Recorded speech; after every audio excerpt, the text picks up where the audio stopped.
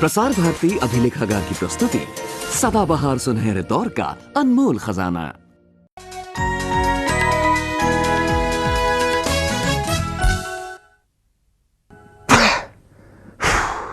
हाय, मैं हूं आपका दोस्त क्रिस्टोफर दारूवाला और ये है मेरा हाइड आउट, जहां मैं हर चीज एक्सप्लोर करने की कोशिश करता हूं।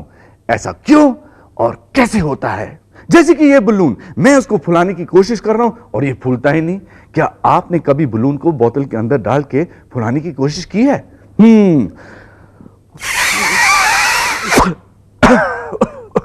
डेली लाइफ में ऐसे बहुत सी चीजें होती हैं जिसके बारे में हम सोचते भी नहीं और जानते भी नहीं। ऐसे सवाल मेरे दिमाग में आते रहते हैं and I am sure Deepika और शिवम के दिमाग में भी आ रहे होंगे। आखिर ऐसा होता क्यों है? टॉर्च लाइट क्यों देती है? पंखा हवा क्यों? बड़े बड़े जहाज पानी में डूब क्यों नहीं जाते? छोटी छोटी पतंगे हवा में उड़ कैसे लेती हैं? टीवी पे पिक्चर कैसे आती है? टेलीफोन में आवाज? हम पेट्रोल पीकर क्यों नहीं चलते और गाड़ियाँ खाना खाकर?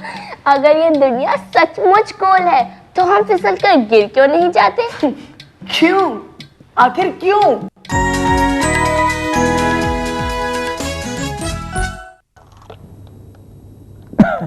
ये क्यों, what, when, how, this is what science is all about. After all science हर चीज में होती है, उठने में, कूदने में, खेलने में, सोने में, खाने में, पीने में। ये जो आप टीवी देख रहे हैं ना, इसमें भी साइंस होती है और इसी को हम एक्सप्लोर करेंगे। अब इनको भी देखिए। कभी सोचा है कि ऐसा क्यों होता है कि कुछ चीजें डूबती हैं और कुछ नहीं? Why do certain things float and others sink?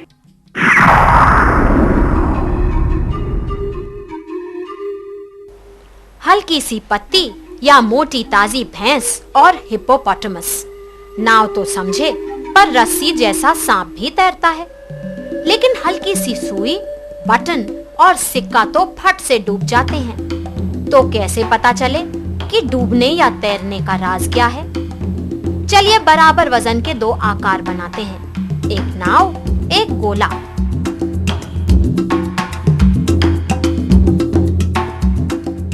नाव तो तैर रही है, लेकिन गोला पहुंच गया सतह पर। मतलब अकेला वजन तय नहीं करता डूबना या तैरना। तो क्या आकार मतलब शेप का रंग है? ये भी देखते हैं कुछ गोल बॉल्स की मदद से। छोटी मगर भारी गेंदें तो डूब गईं, लेकिन हल्की पर बड़ी बॉल मजे में तैर रही है। मतलब सिर्फ आकार भी डूबने या तैरने का कारण नहीं।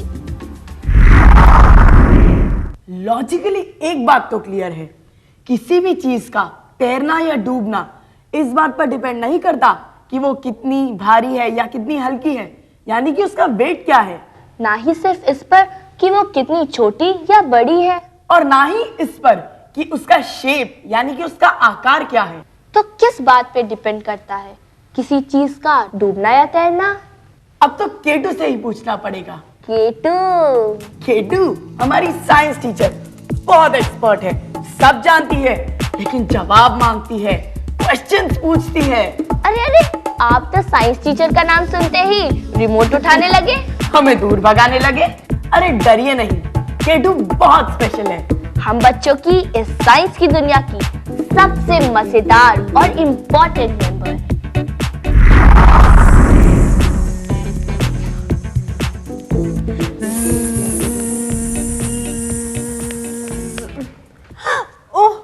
ओह गुड, तुम लोग आ गए। शिवम ये पकड़ो, इसे जोर जोर से घुमाओ, और दीपिका तुम ऐसे आवाज निकालो। मैं एक बहुत इंटरेस्टिंग एक्सपेरिमेंट कर रही हूँ, चलो। केटू प्लीज अभी नहीं, अभी तो आप हमें कुछ बताइए।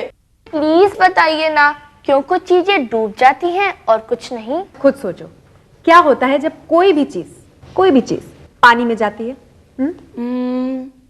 वो पानी को नीचे धक्का देती है। राइट, धक्का देती है अपनी वेट की वजह से, जो वो पाती है ग्रेविटी की वजह से। और वो पानी में अपने लिए जगह बनाती हैं। एब्सोल्युटली करेक्ट, ये हुआ डिस्प्लेसमेंट, मतलब विस्थापन। और अब हम नहीं बताते।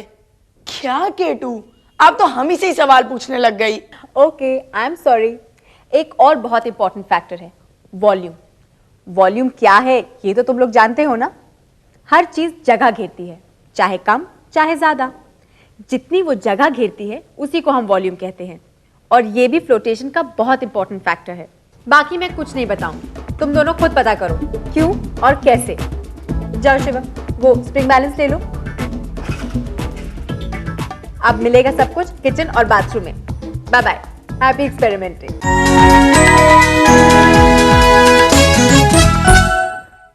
एक छोटा सा मैजिक।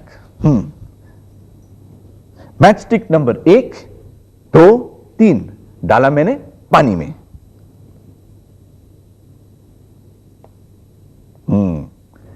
Magic liquid.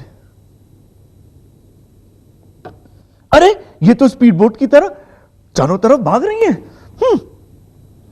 अब मैं इन तीनों को मिलाने की कोशिश करता हूं, मगर कैसे? क्या आपको कोई सॉल्यूशन मिला? मुझे तो मिल गया।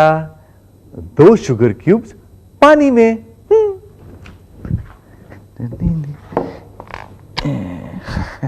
देखो कैसे वापस आ रही हैं। अरे मैं तो यहां बोले जा रहा हूं, वहां दीपिका और शिवम अपने एक्सपेरिमेंट के साथ रेडी हैं। अब हम एक्सपेरिमेंट्स करेंगे, दिमाग के घोड़े दौड़ाएंगे। तगड़क तगड़क या तगड़क ओ तगड़क। मिस्टर टक टक टक, अब अपने घोड़े दौड़ाना बंद करो। ओके। अब टाइम वेस्ट किए बिना काम करो। राइट, तो हमें ये फाइंड आउट करना है कि फ्लोटेशन से वॉल्यूम, डिस्प्लेसमेंट और वेट का क्या रिलेशन है। तो पहले मैं ये वाटर लेवल मार्क कर देता हूं।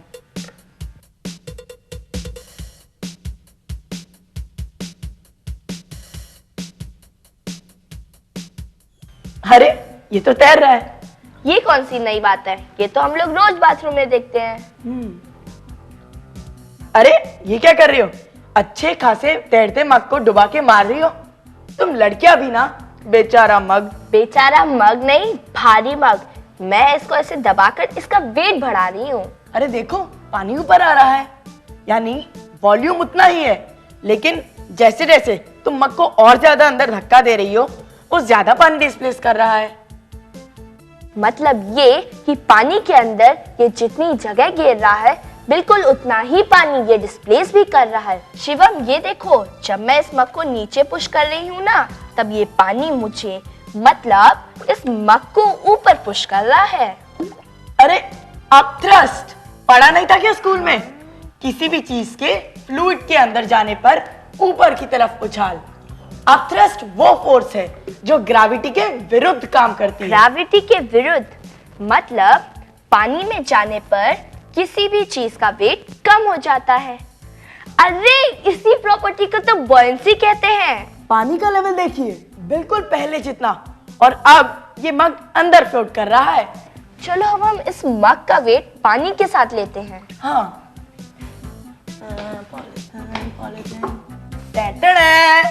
सच में रिसाइकलिंग कमाल की चीज है। कब कौन सी चीज कहाँ काम आ जाए क्या पता।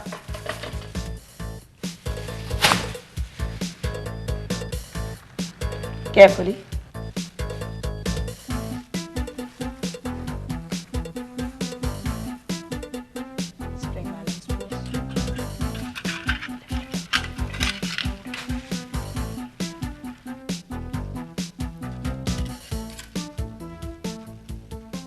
Approximately 1 kg। अब हम इसका वेट पानी में डालकर देखते हैं। हाँ।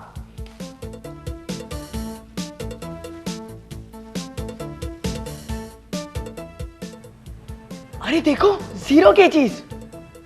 मतलब पानी के अपथ्रस्ट ने इसका वेट 0 कर दिया है। ग्रेट, आज हमने ये प्रूव किया कि कोई भी चीज जब पानी के नीचे जाती है तो वो उसे धक्का लगाती है, यानी उसे डिस्प्लेस करती है और अपने लिए जगह बनाती है। और दूसरी बात, पानी को ये दादागिरी पसंद नहीं, वो उस चीज को वापस ऊपर धक्का मारता है। इसी ऊपर के उछाल को कहते हैं अपथ्रस्ट। Great idea. हर मोटे आदमी को अपना वेट पानी में लेना चाहिए, फिर कोई नहीं कह सकेगा भाई कितना मोटा है। I am impressed. तुम लोगों ने वेट, अपथ्रस्ट और डिस्प्लेसमेंट के बारे में तो सब जान लिया। अब जल्दी से बता दो, कब कोई चीज पानी के अंदर फ्लोट करती है? I have got it.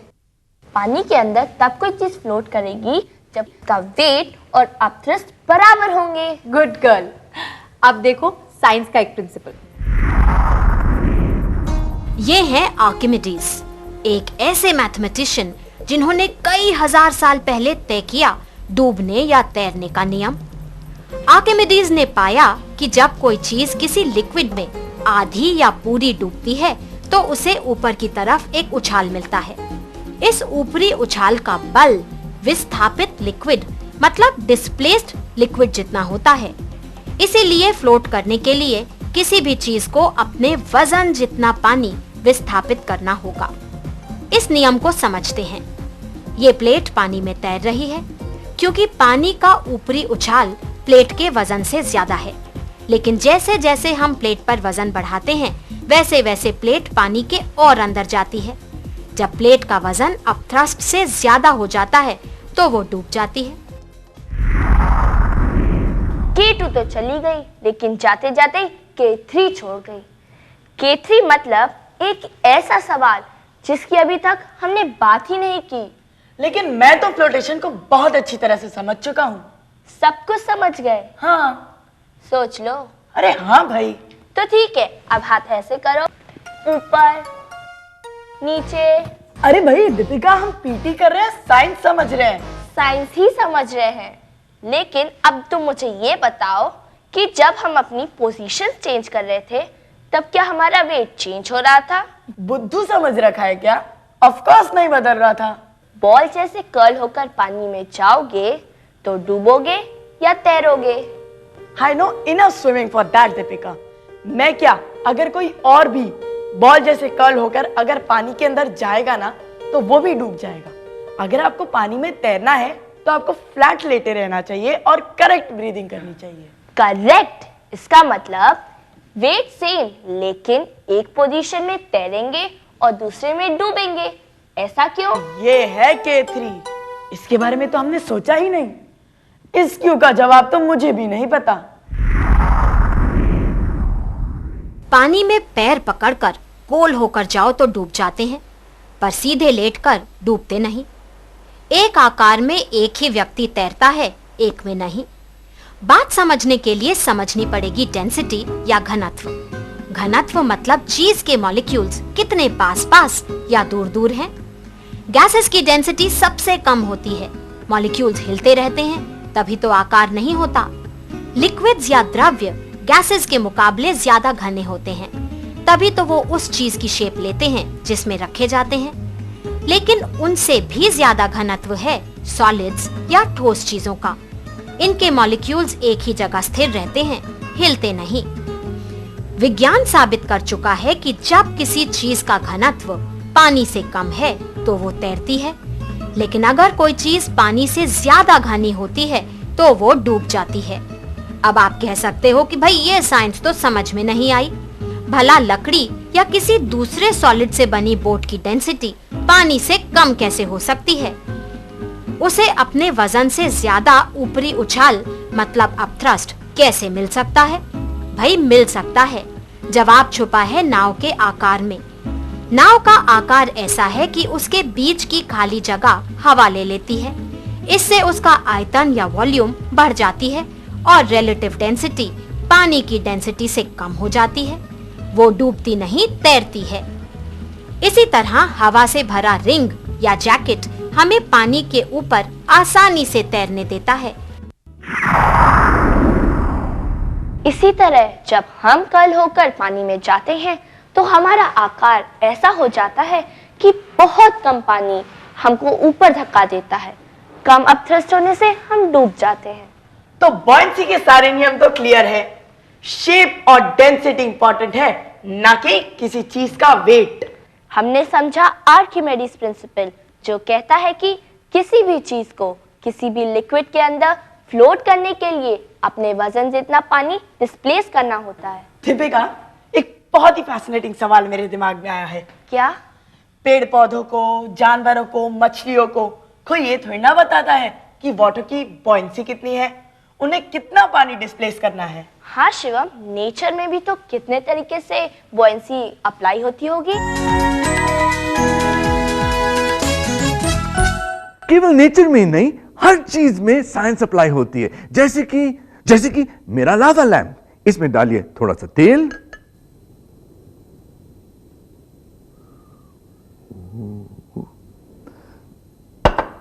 and then some colored water.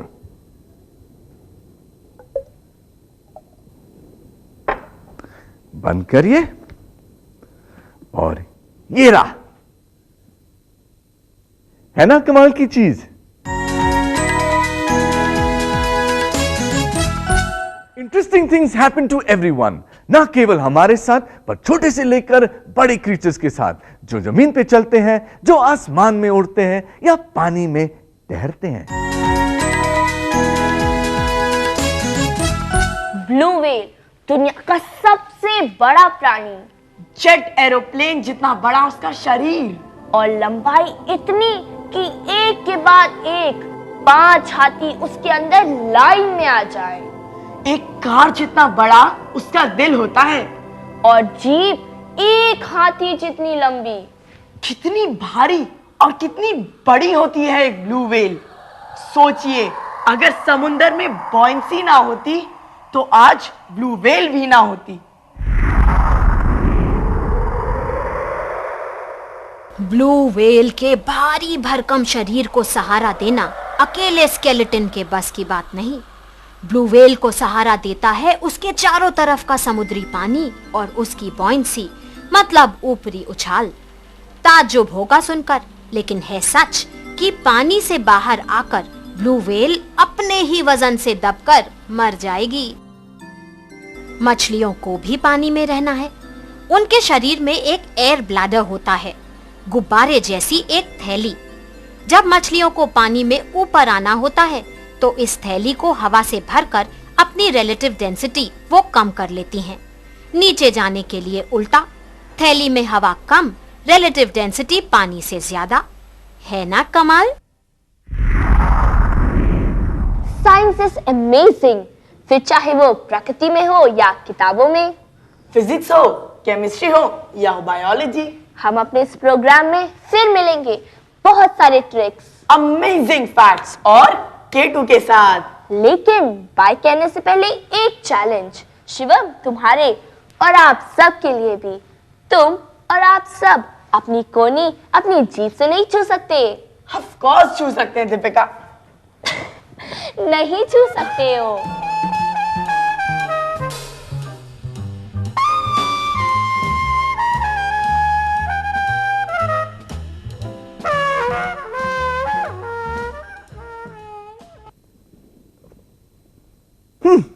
आप सोच रही ये असंभव है, मैं करके दिखाऊंगा।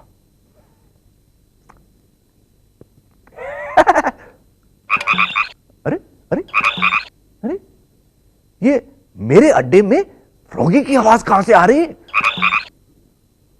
Froggy froggy froggy.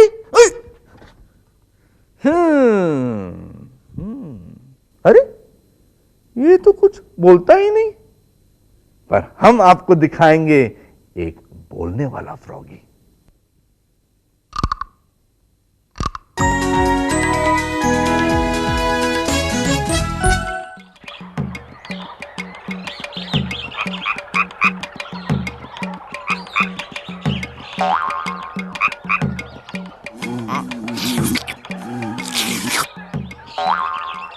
जंगल जंगल बात चली है, पता चला है, चड्डी पहन के फूल खिला है, फूल खिला है। जंगल में डर नहीं लगता? डर कैसा? रेन फॉरेस्ट यानी वर्षावन है, तभी तो जीवन है। ये वर्षावन क्या होते हैं? उष्णकटिबंधी या टेम्परेट जोन में पाए जाने वाले ये बड़े ही घने और विशाल प्रदेश हैं।